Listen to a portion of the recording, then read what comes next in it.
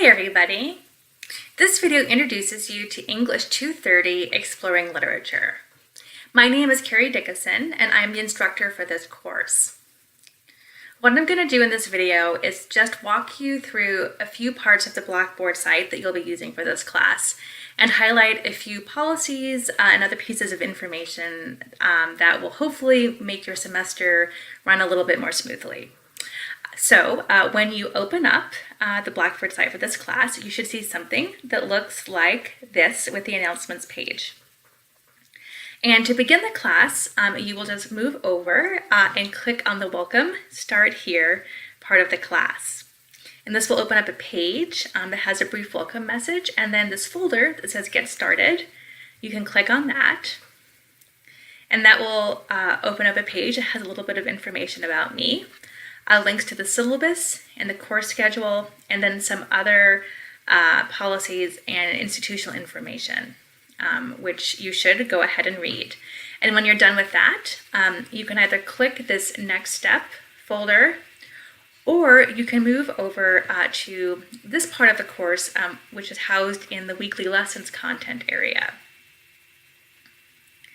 And this will have folders for each week of the class as I move through the class. And I'm going to try to get each week for the following week up at least a week before that opens. So week 2 should hopefully be available in the next few days. And then after that, week 3 will hopefully be available on the following Friday. So I hope that makes sense. If you have questions about when stuff is due, feel free to contact me. So when you click on this weekly folder, it'll take you to a page that has, at the top of it, you'll see a list of everything you need to do that week, which you can also find in the course schedule. And then links to any readings that aren't in the assigned textbook will be at the top of the page, followed by links to the activities for that week. So for this week, you have a syllabus quiz. So there's a link to that. You have a vocabulary and reading quiz. There's a link to that.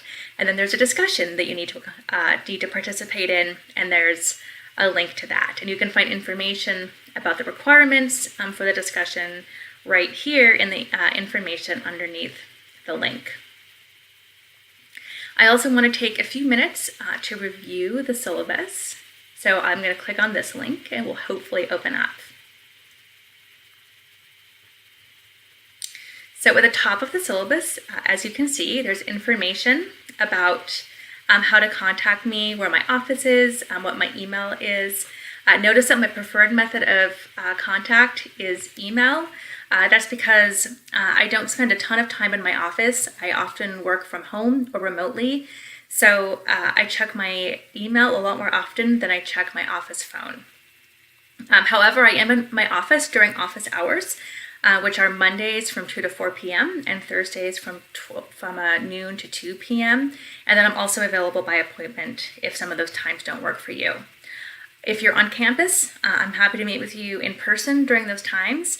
And if you're not on campus, I'm also happy to set up a Skype meeting as well. So just get in touch and we can figure that out. As the course description tells you, this course introduces you to a variety of forms of literature, including poetry, short stories, and plays.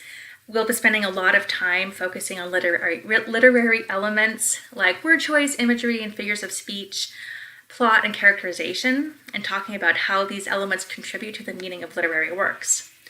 However, we're also going to be spending some time reading, watching, and listening to creative adaptations of literary works. So we'll be reading some comics, maybe watching 1 or 2 short movies, and also listening to some music. And we'll be doing this as a way of thinking about how other creative sort of artists and writers remix literary works, and how those remixes are in and of themselves interpreting the literary works.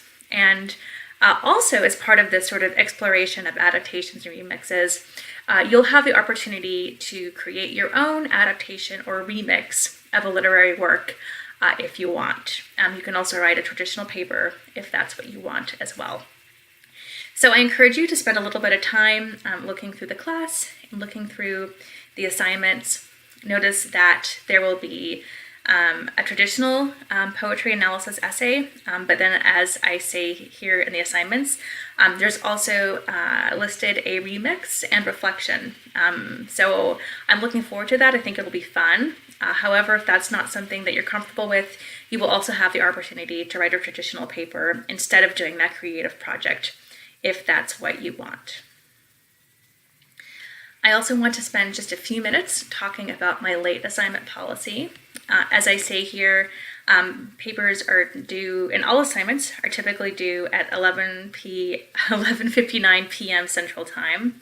I do accept late papers, so late major assignments. However, I penalize them 1 letter grade for each day that they're late.